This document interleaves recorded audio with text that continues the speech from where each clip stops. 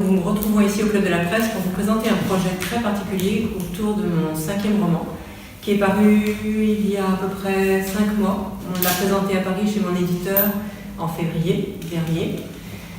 Ce livre, qui s'appelle Pour un peuple d'oiseaux, au départ était un roman dont le propos était, comme pour tous mes livres, d'être un projet romanesque autour de la transmission de toutes les mémoires. Ce livre a été vecteur de beaucoup d'échanges et beaucoup de rencontres en très peu de temps. Ça a démarré en fait à partir du moment où je l'ai confié à une jeune femme qui est ici, dont je vais dans quelques instants vous dire quelques mots, à Nawel. Ce livre a commencé à être présenté à Villeurbanne, à la librairie Lettres à Croquer. De cette présentation à la librairie Lettres à Croquer, Nawel Babamed, qui est juste vers moi et qui prendra la parole dans quelques instants, a travaillé sur un concept dont elle va vous parler, un concept artistique autour de ce livre. Et peu à peu, tout a commencé à bouger extrêmement fort. J'ai eu des réactions de lecteurs qui sont arrivés par le biais des réseaux sociaux, des blogs littéraires qui s'en sont emparés aussi. Et puis le livre a commencé à vivre son histoire pratiquement sans moi, un envol assez harmonieux et assez puissant. Et le projet qui est né autour de ce livre et qui est pour moi comme une force, qui est comme la révélation de tout ce que j'espérais depuis mon premier livre, c'est-à-dire un livre qui soit non seulement un projet artistique, mais qui soit également vecteur de rencontres, et de rencontres autour d'une notion très puissante, qui est la mienne, qui est la notion de transmission, non seulement aux jeunes générations, mais à l'ensemble des générations, de tous les faits qui ont provoqué des séismes dans l'histoire. Donc ce livre dont on fera une lecture tout à l'heure est une des passerelles de cette transmission. Et j'ai donc rencontré Nawel Babamed il y a quelque temps. Et de cette rencontre est né le projet dont on va vous parler maintenant. Et je vais pour l'instant passer la parole à Nawel. Ensuite, nous allons faire avec Patrice Calloren, le directeur artistique de ce projet, nous allons faire une lecture de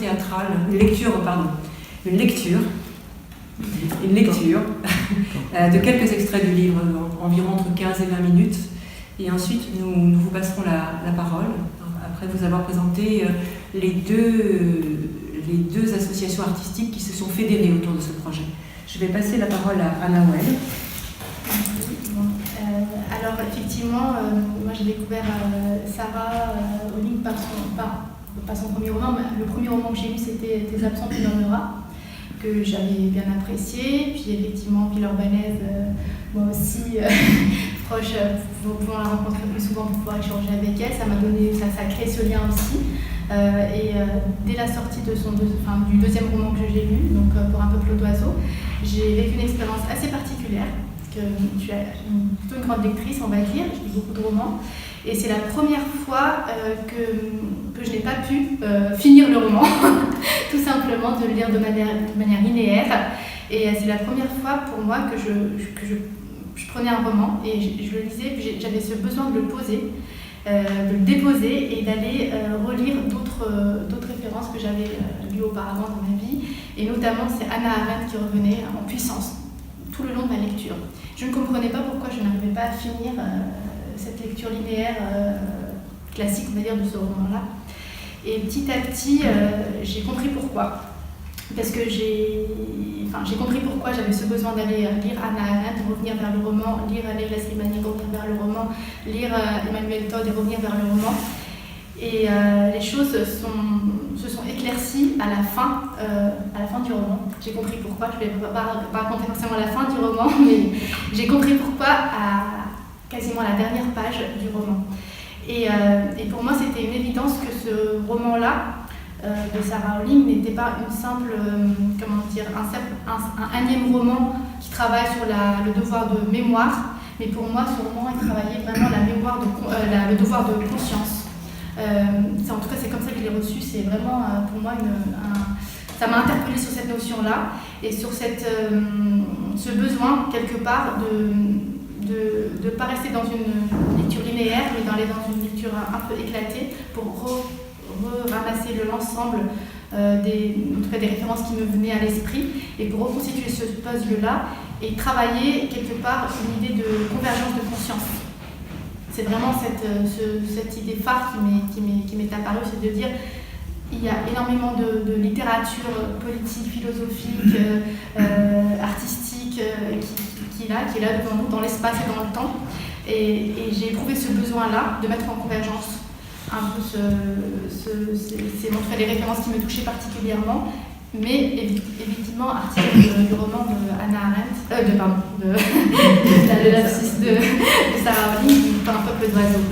Et effectivement, aussitôt, j'ai fait part de mes sentiments, de mes premières réactions à Sarah, et Sarah était ravie, en tout cas, que son roman ait eu cet écho en moi, et on est parti sur un peu ce grain de folie de dire allez, on va proposer un projet, un concept, un projet artistique ambitieux, et on va le mettre en convergence avec des personnes qui sont autour de cette table-là, et puis faire en sorte qu'un projet naisse, et un projet à la fois artistique mais aussi citoyen, puisque dans les références qui m'ont particulièrement touchée, c'est vraiment cette idée de dire faire appel à un état de conscience et travailler sur l'idée de pourquoi Hannah Arendt, je reviens sur Hannah Arendt, travailler sur cette idée de banalité du mal quelque part, de dire c'est sa théorie comme phare, Hannah Arendt, et de dire qu'en est-il aujourd'hui de la banalité du mal, et qu'est-ce qu'on fait aujourd'hui pour nous réinterpeller sur cette banalité du mal, et où est-ce qu'on va dans notre projet de civilisation, dans ce que certains appellent ce projet de choc de civilisation, et pourquoi je cite Emmanuel Todd, parce que Emmanuel Todd parle de rendez-vous des civilisations. Donc l'enjeu pour moi principal, c'était de dire peut-être deux mots d'ordre, deux mots phares, c'est devoir de conscience et rendez-vous des civilisations, et c'est pour moi ce roman-là qui a été le fil conducteur, qui a un peu rassemblé toutes mes références que je voulais partager avec le commun des mortels. Et on va faire effectivement une lecture partagée avec Patrice Cadoven. Ce livre est en devenir de devenir une pièce de théâtre plus tard. On en est pour l'instant à la genèse. Et il faut d'abord commencer par l'adaptation théâtrale.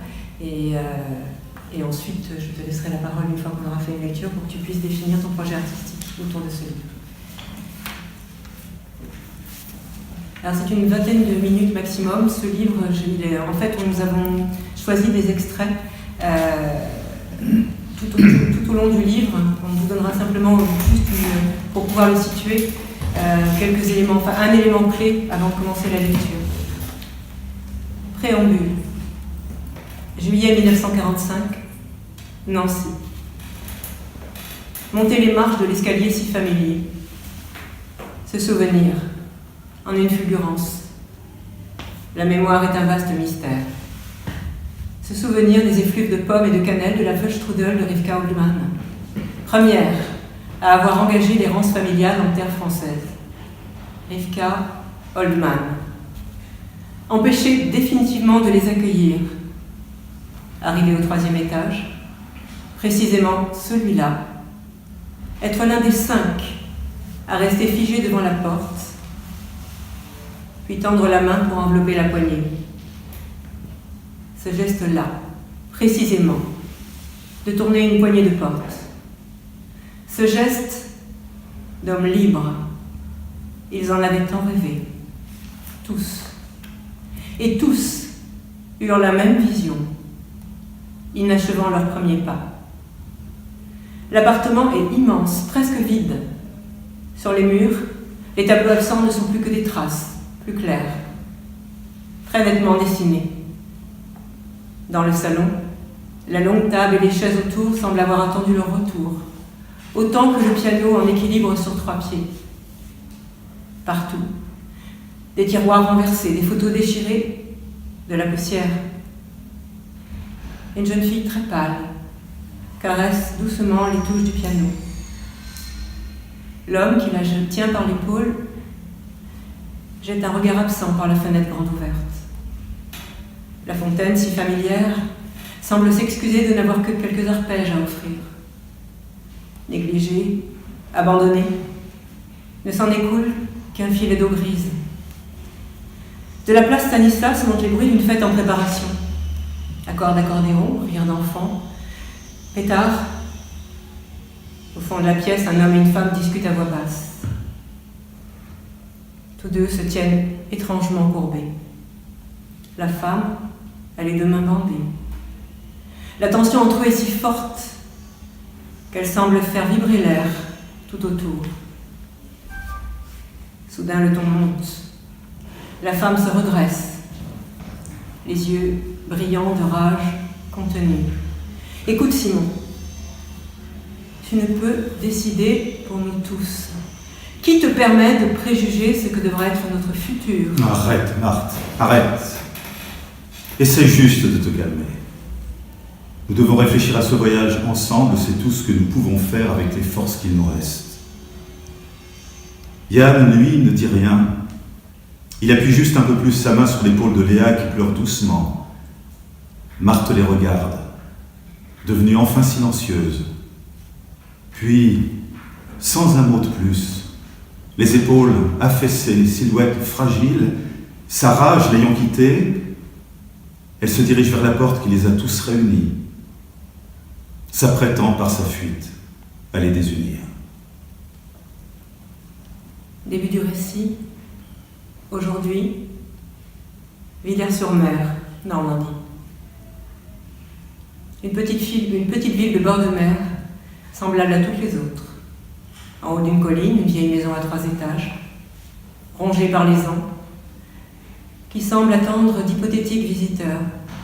Ni la mer au loin, ni le vent qui parfois se déchaîne, ne lui arrache plus aucune plainte. Seuls les chats des environs se donnent dans ces recoins des rendez-vous fiévreux. Tout près de la maison, un jardin public, quelques arbres, des massifs de fleurs, un toboggan jaune, une pelouse triste. En face, une rue qui serpente, avec quelques immeubles sans âme et la maison, seule, anachronique en ce lieu. La porte d'entrée s'ouvre lentement. Un homme courbé par l'âge, vêtu d'un long manteau de cuir noir, émerge de l'ombre avec précaution et referme la porte de la pointe de sa canne. Il se redresse, regarde le ciel. Ses yeux sont translucides. Il traverse la rue, s'avance vers le jardin d'un pas soudain plus déterminé. Sans se retourner, il agite sa main en direction de la maison. On aperçoit une ombre à la plus haute fenêtre, puis le rideau retombe. Avec un long soupir, le vieil homme s'assoit sur le banc qui fait face à sa maison. Il sort de sa poche un sac, il plonge la main et en retire une poignée de graines.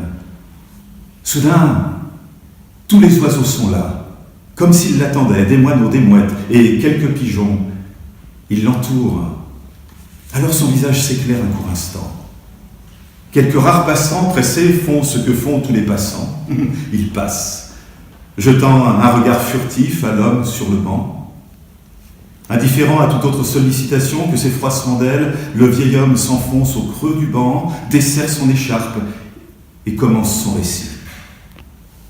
Au son de sa voix, les oiseaux s'immobilisent. Certains se posent sur le banc, un autre, plus audacieux, sur son épaule. Paris, 1945. Ils avaient repris forme humaine à l'hôtel Lutetia. En ce printemps 1945 finissant, l'hôtel Lutetia, temple du luxe, où avant-guerre l'intelligentsia tenait salon, voyait par vagues successives arriver dans l'immense hall aux dorures presque insolentes des cohortes d'hommes et de femmes, absolument éteints, maigres, au-delà même de ce que ce terme pouvait définir. Hagards, tenant à peine debout. Ce hall où se succédaient des vagues d'êtres éperdus d'espoir, une photo à la main, cherchant à reconnaître un proche, interpellant les nouveaux arrivants, dont le regard vide les traversait, sans les voir. Tant de désespoir et d'espérance entremêlés. Ici, cependant, précisément ici, le vivant chassait le néant, en un pari fou sur un avenir résolument improbable. Dans la maison de Villers-sur-Mer, le temps avait appris à se jouer des dates et des lieux. Seul demeurait le souvenir puissant de ce qui fut. Se tenait là un homme face à ses contradictions, un homme qui aurait pu changer le cours des choses et ne l'avait pas fait, un homme qui aurait pu rendre l'amour qu'il avait généré et ne l'avait pas fait, un homme qui aurait pu donner la vie et ne l'avait pas fait, seul, avec un océan de mots pour attiser les regrets et des oiseaux pour public. Le dernier public de celui qui fut reconnu comme le plus grand chef d'orchestre de tous les temps, et le refusa. Marthe. Chaque jour, à chaque jour semblable, tous les matins, hiver comme été, la même scène se reproduit. Lorsque le dernier enfant disparaît, Marthe ferme son sac et retourne chez elle. C'est là que je l'attends, cachée derrière le perron. Elle pousse la porte, pose son sac, s'approche du piano et pleure. Au-dessus du piano, un immense portrait d'un enfant rieur aux yeux d'un vert intense, les cheveux bouclés, une étoile d'or cousue sur sa veste. Autour, le chaos. Fouillé de tréteaux chargés de lambeaux de vêtements, sculptures inachevées de visages, aux yeux grands ouverts sur Pichipoy, aux bouches parfois serrées, parfois béantes. Partout des poupées de chiffon posées à même le sol, exorcisant le fantôme de fillettes oubliées.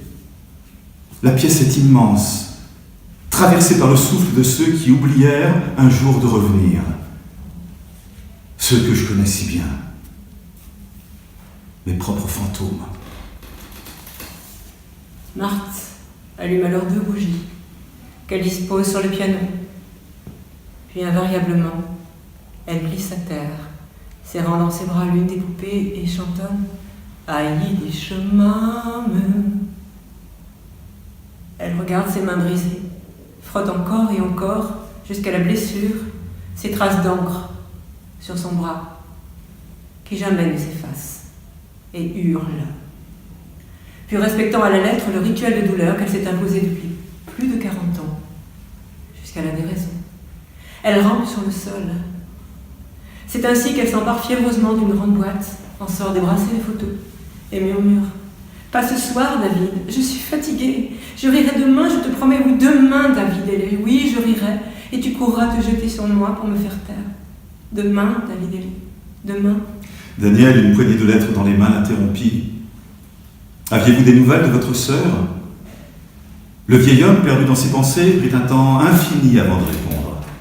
Levant les yeux avec un sourire que Daniel ne lui connaissait pas, un sourire doux et lumineux, il reprit.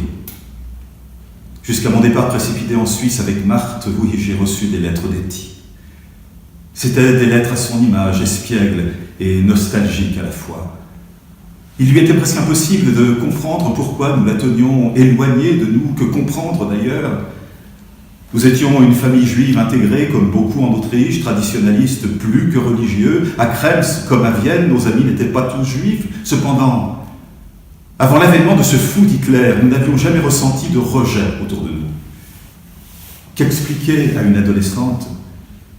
Lui dire qu'elle risquait d'être chassée de son lycée, interdite de conservatoire parce que juive ? Lui dire que certaines de ses amies non juives risquaient de se détourner d'elle.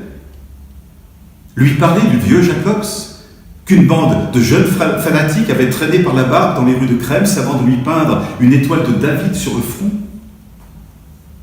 Nous n'étions encore qu'aux prémices de l'enfer, Daniel. Ma mère pleurait sa fille tous les jours, mon père, lui, s'enfermait de plus en plus dans un mutisme, et moi, je croyais encore que j'allais devenir le plus grand chef d'orchestre de tous les temps. Yann pleurait doucement sans lâcher Daniel du regard. Dehors, les mouettes ne cessaient de s'interpeller en passant devant la fenêtre. De la mer au loin, poussée par le vent, une brise chargée d'iode envahissait l'atmosphère. Le jeune homme sentit que son maître était prêt à ouvrir une brèche, à se décharger d'une part du fardeau de sa mémoire. Vienne, 1938. Le 13 mars 1938 signa la fin de notre jeunesse. L'Anschluss mit peu de temps à gangréner l'Autriche. Lorsque la presse relata les premiers pogroms à Vienne, je décidai de fuir ce pays qui nous avait rejetés. Simon venait de partir en France, où son père avait acheté il y a longtemps une vieille maison. Il m'avait donné son adresse en me disant que Meximieux était près de Lyon et que je pourrais ainsi retrouver ma sœur. Mais je m'étais mise en tête de sauver Marthe, mon unique amour. Marthe, mariée et mère d'un petit David de 11 mois, n'était plus dans le même état d'esprit exalté que le mien. Cependant, elle avait pleinement conscience qu'il était devenu impossible d'élever un enfant dans ce pays où la haine et la violence devenaient les maîtres mots. Villers-sur-Mer, aujourd'hui. Arrivé à cette phase de son récit, Yann s'était brusquement rebellé contre des souvenirs qui manifestement le faisaient souffrir. Très agité, il parcourait le salon de long en large en donnant de grands coups dans les meubles avec sa canne. Les piles de lettres que Daniel avait patiemment constituées s'effondraient l'une après l'autre. Daniel dut intervenir. Prenant son maître par le bras, il l'obligea à lui faire face. Les yeux de Yann, si clairs d'ordinaire, étaient devenus noirs de fureur contenue. Tremblant de tout son corps, le vieil homme fixait Daniel. Puis il baissa enfin les yeux et murmura : « Je n'en peux plus, petit. Pourquoi m'obliges-tu à revenir sur ce passé qui m'étouffe ? Pourquoi ?» Prenant doucement Yann sous le bras, Daniel le conduisit jusqu'à son fauteuil et lui répondit : « Vous savez, c'était plus qu'un père pour moi. Vous m'avez formé, donné des valeurs, le sens de l'esthétique. Vous m'avez appris à aimer passionnément la grâce et la beauté, à la faire naître sous mes doigts, à la transcender par la musique. Je voudrais juste vous rendre un peu de la légèreté, vous permettre de faire la paix avec vous-même. Votre histoire ne m'intéresse pas. En tout cas, je ne l'entends pas comme un voleur ou un voyeur. J'aimerais juste comprendre ce qui vous a brisé. Et aussi, vous aider à retrouver votre sœur. J'ai 20 ans et je vis dans un monde libre.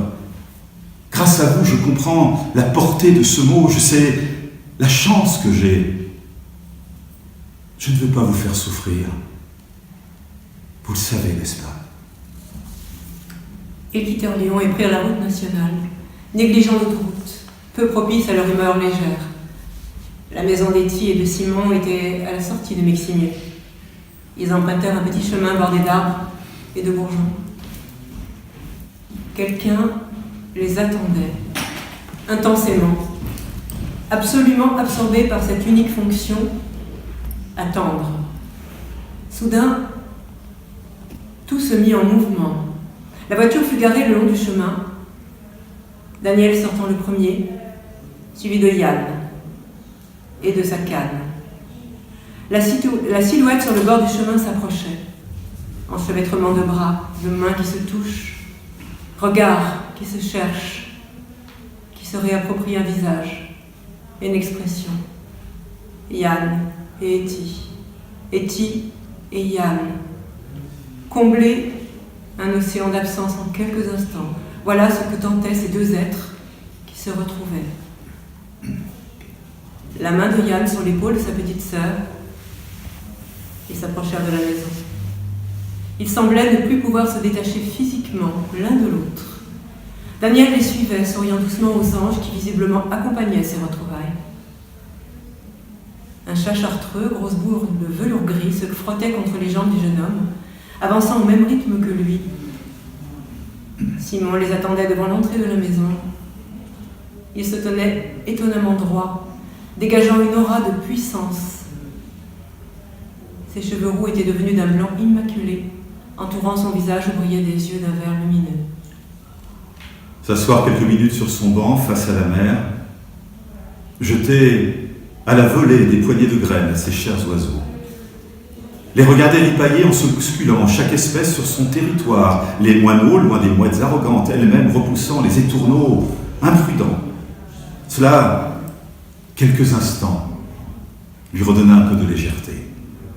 Il avait revu Etty et Simon. Il s'était laissé de nouveau ancrer par la vie. Infiniment plus difficile était le chemin à parcourir désormais. Mais il n'avait plus assez de force pour bâtir de nouvelles chimères. Ces fantômes, stimulés par sa confession pour Daniel, occupaient dans l'instant tout son espace intérieur. « Allons, ne faiblis pas. Il n'est plus temps, murmura-t-il. » Regardant longuement les oiseaux se disputer les graines éparses sur le sol, il se préparait intérieurement à jouer le dernier acte. Maître Jan Oldman se leva, provoquant un bruissement d'ailes, s'inclina solennellement devant son public d'oiseaux et reprit le chemin de sa maison. Tu connais la légende de la boîte de Pandore ? Eh bien, c'est comme si j'avais été condamnée par un Zeus cruel à avoir cette boîte constamment entrouverte à mes côtés. Dans la boîte, mes pires cauchemars, les plus violentes angoisses se tenaient tapis. Parfois, il me bondissait à la face. Voilà comment s'est déroulée mon existence, déchirée entre le désir de croire à la prescription de mes actes et la volonté de mettre fin à cette représentation permanente de l'enfer de Dante que fut ma vie. Daniel sort de la maison de Jan Oldman. Son violon dans une main, son archet dans l'autre, il se dirige vers le banc face à la mer. Les oiseaux commencent à se regrouper. Il s'arrête un instant, pose le violon et l'archet sur le banc et fouille dans sa poche. Il en ressort une poignée de graines. Les oiseaux arrivent de partout, des mouettes, des moineaux et même quelques étourneaux. Daniel leur jette les graines à la volée comme il a si souvent vu faire son vieux maître, puis il reprend son instrument et marche vers la mer. Lentement, il descend le petit chemin en pente douce. Soudain, le peuple des oiseaux se rassemble et se regroupe au-dessus de lui. Ils ont cessé de chanter. Seul, le bruit des vagues venant caresser le sable trouble la solennité de l'instant. Daniel arrive au bord de la plage. Il avance dans la mer. L'eau lui arrive aux genoux lorsqu'il s'arrête. Ses joues sont inondées de larmes. Il prend un instant son archet entre ses dents pour libérer l'une de ses mains. Sortant de sa poche les 2 cassettes que Jan Oldman lui a confiées, il les lève en direction des oiseaux regroupés au-dessus de sa tête, avant de les lancer violemment dans la mer. Il recule alors de 2 pas, saisit son archet, pose son violon au creux de son épaule. Les oiseaux semblent retenir leur souffle. Le jeune homme se tient face à la mer, jouant l'ouverture de Fidelio pour un peuple d'oiseaux. Il vient d'assister à l'unique concert de Jan Oldman. Il lui reste, désormais, à tenir la promesse qu'il lui a faite, partir à Berlin et devenir le plus grand chef d'orchestre de tous les temps, en son nom. C'est à partir de ces extraits-là, entre autres, que mon instinct citoyen a fait appel à quelques références qui fait écho à ce qu'on vit aujourd'hui dans notre société. Je ne liste pas tout ce qu'on... ça parle de migration, ça parle de racisme en tout genre et en tout sens, ça parle de sentiment de culpabilité, comme si nous étions tous quelque part des fiches S dans cette société, de par nos modes de consommation, nos modes de réflexion, nos actions. Il y a énormément de choses aujourd'hui qui nous brassent, je pense, beaucoup en tant que citoyens, et qui nous font vivre des atrocités, et puis surtout qui nous font vivre quelque part une banalité ou une banalisation des micro-glissements du quotidien qui font qu'au bout de quelques années, on cumule des situations des situations catastrophiques, tout simplement. Le mot d'ordre aujourd'hui, c'est l'optimisme. Je donne la parole à Patrice pour le premier extrait de Leïla Slimani. Parce qu'elle est un immense espace de liberté où l'on peut tout dire, où l'on peut côtoyer le mal, raconter l'horreur, s'affranchir des règles de la morale et de la bienséance, la littérature est plus que jamais nécessaire. Elle ramène de la complexité et de l'ambiguïté dans un monde qui les rejette. Elle peut ausculter sans phare et sans complaisance ce que nos sociétés produisent de plus laid, de plus dangereux et de plus infâme. Elle demande du temps dans un monde où tout est rapide, où l'image et l'émotion l'emportent sur l'analyse. Mais pour jouer pleinement son rôle, elle doit être à la hauteur d'elle-même et de ses idées. Leïla Slimani. Le diable se cache dans les détails. Je donne la parole à Sarah. Comprendre ne signifie pas nier ce qui est révoltant et ne consiste pas à déduire, à partir de précédents, ce qui est sans précédent. Cela veut dire plutôt examiner et porter en toute conscience le fardeau que les événements nous ont imposé, sans nier leur existence, ni accepter passivement leur poids, comme si tout ce qui est arrivé, en fait, devait fatalement arriver. Comprendre, en un mot, consiste à regarder la réalité en face, avec attention, sans idée préconçue, et à lui résister aux besoins, quelle que soit ou quelle qu'ait pu être cette réalité. Hannah Arendt, les origines du totalitarisme. Les violences de l'histoire européenne depuis la Réforme jusqu'à la Seconde Guerre mondiale correspondaient au même mouvement plus étalé de modernisation mentale. Après le passage de la vague, les pays se calment. Ils peuvent alors regarder avec étonnement, voire condescendance, ceux qui les suivent.